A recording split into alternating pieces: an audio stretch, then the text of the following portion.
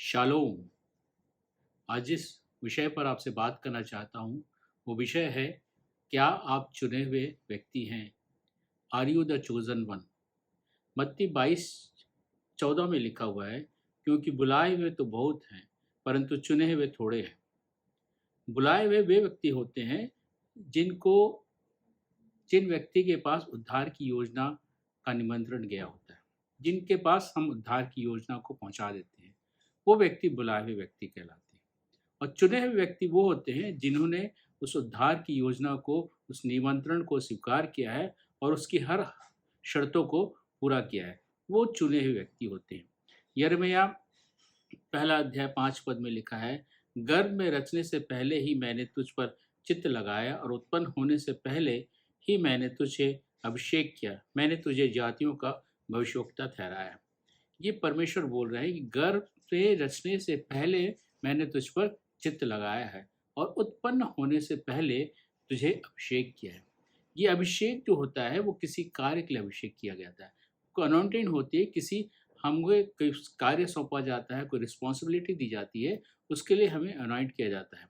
और लिखा है, मैंने तुझे जातियों का भविष्यवक्ता ठहराया। मतलब जातियों के लिए हमें एक विशेषकर और हम बाइबल में पढ़ेंगे, वहाँ लिखा हुआ है प्रकाश ठहराया है, भविष्यवक्ता ठहराया है कि हम उनको उनको उन उन अंधकार से छुड़ाकर लेके आए।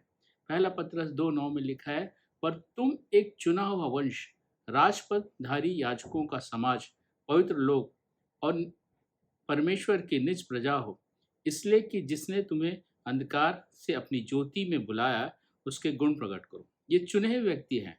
उन्होंने कहा, जो अंधकार से आपको बुलाया है, तो हम उसके गुण को प्रकट करना। हम चुने हुए व्यक्ति जो हैं, वो परमेश्वर के गुण को प्रकट करने के लिए बुलाया गया, हमें चुना गया है। और चुने हुए जो हम हैं, उसके पीछे रीज़न क्या है? उसके पीछे कारण क्या है? क्यों हम चुने गए हैं? क्यों परमेश्वर ने हमें उत्पन्न होने से पहले हम पर चित्त लगाया? क्यों हमें हमारा अभिषेक किया? क्यों हमें उसने जातियों का भविष्यवक्ता ठहराया? इसके पीछे उद्देश्य क्या है परमेश्वर का?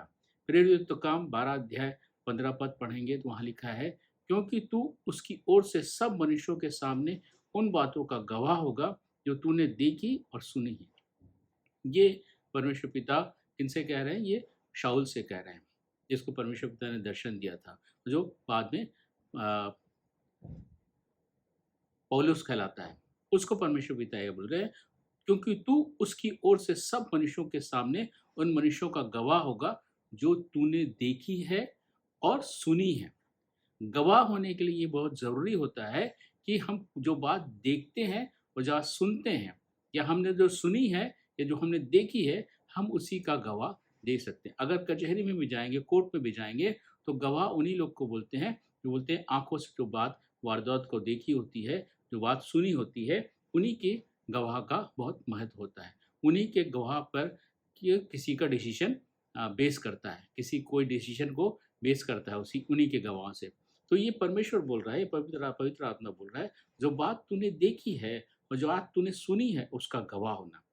प्रेरित काम 1:8 में लिखा है, परंतु जब पवित्र आत्मा तुम पर आएगा, तब तुम सामर्थ पाओगे और यरूशलेम और सारी यहूदिया और सामरिया में और पृथ्वी की छोर तक मेरे गवाह होगे। ये यीशु मसीह कह रहे हैं कि जब पवित्र आत्मा तुम पर आएगा, ये उन प्रेरितों से कह रहे हैं, उन चेलों से कह रहे हैं, जब पवित्र आत्मा तुम पर आएगा तो तुम सामर्थ पाओगे और यरूशलेम और सारे यहूदिया, सारे सामरिया और पृथ्वी की छोर तक मेरे गवाह होगे। ये गवाह हमें इसलिए चुना गया है कि हम उसके गवाह ठहरें, हम उसके उद्धार की बातों को लोगों तक पहुंचाएं। अब गवाह होने की शर्त क्या है? जैसे हमने पढ़ा था कि जो बात तूने देखी है, जो सुनी है, उसका गवाह होना। प्रेरितों काम 12 अध्याय 14 पद में लिखा है, तब उसने कहा, हमारे बाप दादाओं के परमेश्वर ने तुझे इसलिए ठहराया है। ये पौलुस से बोल रहे हैं। तब उसने कहा, हमारे बाप दादाओं के परमेश्वर ने तुझे इसलिए ठहराया, इसलिए चुना है कि तू उसकी इच्छा को जाने और उस धर्मी को देखे और उसके मुंह से बातें सुने। यहाँ 3 बात लिखी है। तू उसकी इच्छा को जाने, उस धर्मी को देखे और उसकी मुंह से बातें सुने। जब ये 3 बात हम करेंगे, जब 3 बातों को हम पूरा करेंगे, तभी हम अच्छे गवाह ठहर सकते हैं। पहली बात बोल रही है उसकी इच्छा को जानना। जब हम किसी कंपनी में ज्वाइन करते हैं, किसी फर्म में ज्वाइन करते हैं, किसी भी जगह हम ज्वाइन करते हैं, तो हमको सबसे पहले ये मालूम करना पड़ता है कि उस फर्म का विज़न क्या है, वो फर्म का दर्शन क्या है, वो फर्म वो जो कंपनी है वो किस लिए बनाई गई है। अगर स्टील कंपनी है तो स्टील बना रही है, अगर कुछ और फैब्रिकेशन वर्क है तो फैब्रिकेशन का काम कर रही है, और कुछ भी कोई भी कंपनी है जो अलग-अलग उन कंपनियों का मोटिव होता है, उनका विज़न होता है, उस विज़न को जानना हमको ज़रूरी है, क्योंकि हम उस कंपनी में जॉइन कर रहे हैं, तो हमको भी उसी के हिसाब से काम करना पड़ेगा। हमको भी अकॉर्डिंगली उनके विज़न के हिसाब से काम करना पड़ेगा, ताकि जो उनका उद्देश्य है, जो मुख्य ध्येय है, उसको हम पूरा कर पाएँ। इसलिए जब हम परमेश्वर के काम में, सेवकाई में हम जुड़ रहे हैं, तो ये हमारे लिए बहुत ज़रूरी है कि हम परमेश्वर की इच्छा को जानें। इफिसियों 5:17 कहता है, इस कारण निर्बुद्धि न हो, पर ध्यान से समझो कि परमेश्वर की इच्छा, कि प्रभु की इच्छा क्या है। इसलिए जब हम परमेश्वर की सेवकाई में हैं, परमेश्वर ने जब हमें चुना है, तो हमको प्रभु की, परमेश्वर की इच्छा को जानना बहुत ज़रूरी है। जब हम इच्छा को जानेंगे, तभी हम उसके हिसाब से कार्य को कर पाएँगे। गलाती 1:4 में लिखा है, उसी ने अपने आप को हमारे पापों के लिए दे दिया, ताकि हमारे परमेश्वर और पिता की इच्छा के अनुसार हमें इस वर्तमान संसार से छुड़ाए। ये पहली इच्छा है। परमेश्वर ये चाहता है कि हम सब वर्तमान बुरे संसार से छुड़ाए जाएँ। इसलिए प्रभु यीशु मसीह ने अपनी जान दी है।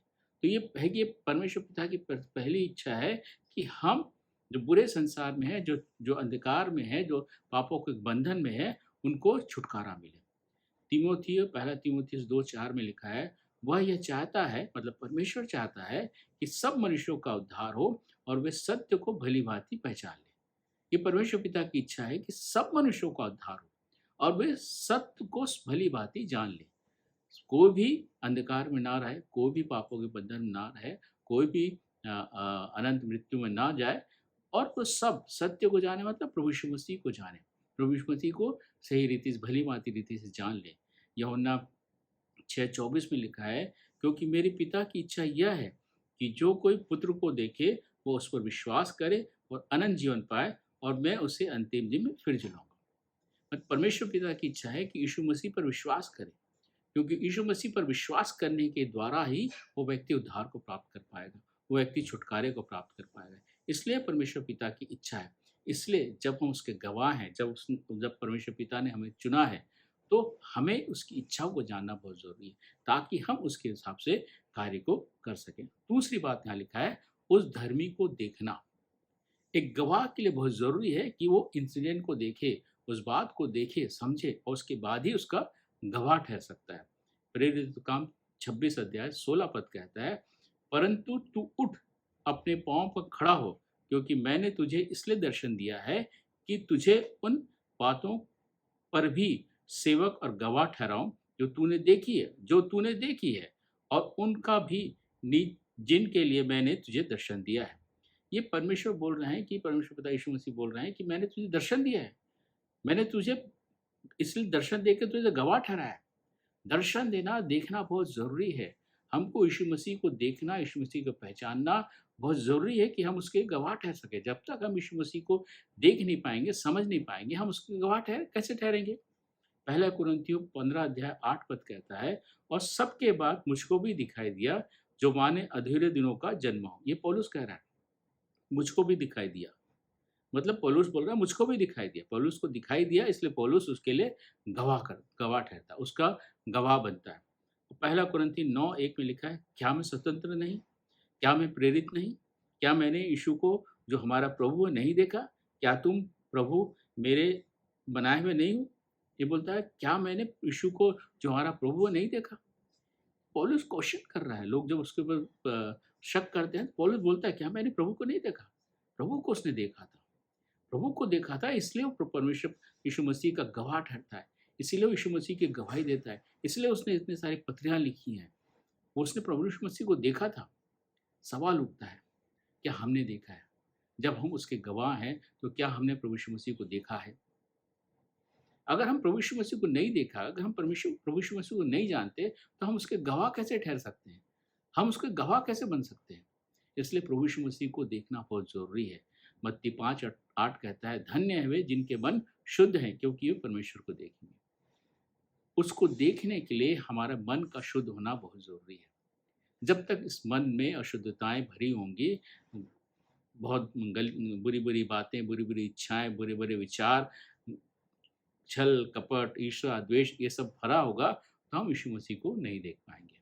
इसलिए सबसे पहले हमें अपने मन को शुद्ध करना होगा, अपने मन को इन बुरी बातों से हटाना होगा, खाली करना होगा, ताकि हम प्रभु यीशु मसीह को देख पाएँ।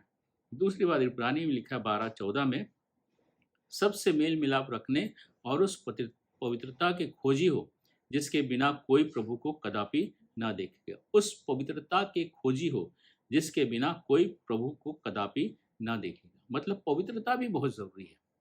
हमारे जीवन में, हमारे विचारों में, हमारे चाल-चलन में, हमारे सब बातों में पवित्रता की ज़रूरत है। जब तक वो पवित्रता हमारे जीवन में नहीं आएगी, हमारे चाल-चलन में नहीं आएगी, हम प्रभु को देख नहीं पाएँगे। इसलिए बहुत ज़रूरी है कि हम अपने आप को शुद्ध रखें, पवित्र रखें, ताकि हम प्रभु यीशु मसीह को देख पाएँ और उसके गवाह ठहर पाएँ। तीसरी बात बोलता है यहाँ पे, उसके मुँह से बातें सुनना। यीशु मसीह के मुँह से बातें सुनना। पहला कुरिन्ती 11:23 में लिखा है, क्योंकि यह बात मुझे प्रभु से पहुँची और मैंने तुम्हें भी पहुँचा दी कि प्रभु यीशु मसीह ने जिस रात पकड़ाया गया रोटी ली। ये बोल रहा है प्रभु से मुझको पहुँची है। प्रभु ने मुझे बताया है कि जिस रात वो पकड़ाया गया उस दिन रोटी ली।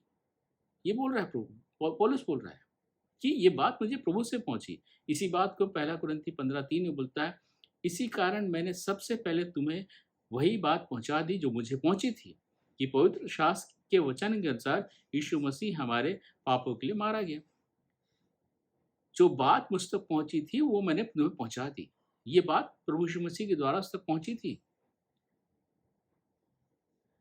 और गलतियों 1:12 में लिखा है, क्योंकि वह मुझे मनुष्यों की ओर से नहीं पहुँचा पर और न मुझे सिखाया गया, पर प्रभु यीशु मसीह के प्रकाश से मिला। ये पौलुस बोल रहा है। क्या हमारे पास, क्या हम प्रभु यीशु मसीह की बातों को सुन रहे हैं? क्या हम प्रभु यीशु मसीह हमसे बात कर रहा है? यदि नहीं कर रहा है तो हम उसके गवाह कैसे ठहर सकते हैं? इसलिए ये ज़रूरी है कि हम उसकी बातों को सुने, उसकी बातों को ध्यान दें, ताकि हम उसके सच्चे गवाह ठहर सकें। और ये कब पॉसिबल है और ये कब संभव है? पहला शमूएल 3:4 में लिखा है, तब यहोवा शमूएल को पुकारा और उसने कहा, क्या आज्ञा? शमूएल कहाँ था? शमूएल उस वेदी के पास सो रहा था। एली जो महायाजक था वो अपने घर में सो रहा था, लेकिन शमूएल जो छोटा बालक था वो वेदी के पास सो रहा था। इसका मतलब क्या है? कि हमको वचन के पास रहने की आवश्यकता है। हम जितना वचन के करीब रहेंगे, उतना हम परमेश्वर पिता की, यीशु मसीह की बातों को सुन पाएंगे। हमारे जीवन पे अगर वचन हमारे पास नहीं है तो हम उसको नहीं सुन पाएंगे। वचन के साथ संगति करना, वचन के साथ रहना ही ही हमको परमेश्वर की बात को हम सुन पाएंगे। अगर हम परमेश्वर के वचन को नहीं सुन पा रहे हैं तो इसका मतलब ये है कि हम वचन के पास नहीं हैं। वचन के पास हमें रहने की आवश्यकता है, ताकि वचन के द्वारा परमेश्वर पिता यीशु मसीह हमसे बात करे। दूसरी बात उत्पत्ति 9:6-9 में लिखा है। उत्पत्ति 6:9 में लिखा है, नूह की वंशावली यह है, नूह धर्मी पुरुष और अपने समय के लोगों में खरा था और नूह परमेश्वर ही के साथ साथ चलता था। ये नूह परमेश्वर के साथ साथ चलता था और परमेश्वर से बातचीत करता था। मतलब संगति बहुत ज़रूरी है। परमेश्वर पिता के साथ संगति बहुत ज़रूरी है, तभी हम उसकी बात को सुन पाएंगे। हमारी संगति किसके साथ है? सोचने की बात है। हमें गवाह ठहराया है तो हमारी संगति किसके पास है? अगर हमारी संगति प्रभु यीशु मसीह के साथ नहीं है, परमेश्वर के साथ नहीं है, तो हम उसको सुन नहीं पाएंगे और हम उसके गवाह नहीं ठहर पाएंगे। इसलिए हमारे जीवन के लिए बहुत ज़रूरी है कि जब उसने हमें गवाह ठहराया है तो हम परमेश्वर की इच्छा को जानें, उसको देखें, प्रभु यीशु मसीह को देखें और उसकी मुँह की बातों को सुने, ताकि हम एक सच्चे गवाह उसके लिए ठहर सकें। प्रेरित काम 4 अध्याय 20 पद कहता है, क्योंकि यह तो हमसे हो नहीं सकता कि जो हमने देखा है और सुना है वो ना कहें। ये पतरस कह रहा है, ये प्रेरित कह रहे हैं, ये तो हमसे हो नहीं सकता कि जो हमने देखा है और सुना है उसको ना कहें। और यदि हमने प्रभु यीशु मसीह को देखा है, यदि हमने प्रभु यीशु मसीह से सुना है, तो हमारा भी ये कथन होना चाहिए, हमारा भी ये स्टेटमेंट होना चाहिए कि जो हमने देखा है और सुना है, वो हम ना कहें। ये हमसे हो नहीं सकता कि जो हमने देखा है और सुना है, वो ना कहें। ये एक गवाह की चिन्ह है, ये एक गवाह की निशानी है कि जो हमने देखा है, जो हमने सुना है, उसको हम कहे बिना नहीं रह सकते। दूसरा पतरस 1:10 में लिखता है, इस कारण हे भाइयों, अपने बुलाए जाने और चुन लिए जाने को सिद्ध करने का भली भांति यत्न करते जाओ, क्योंकि यदि ऐसा करोगे तो कभी भी ठोकर ना खाओगे। जो हम परमेश्वर पिता ने हमें बुलाया है, जो परमेश्वर पिता ने हमें चुना है, उसके योग्य उसको सिद्ध करने के लिए काम करना है। जो गवाह ठहरा है, उस गवाही हमें देनी है। गवाही देने के लिए हमें उसकी इच्छा को जानना होगा, हमें उसको उसको देखना होगा और हमें उसकी बातों को सुनना होगा। तभी हम एक सच्चे गवाह होंगे और तभी अपने चुने हुए जाने को हम सिद्ध कर पाएंगे। परमेश्वर इन वचनों के द्वारा हम सबों को बहुतायत की आशीष दे।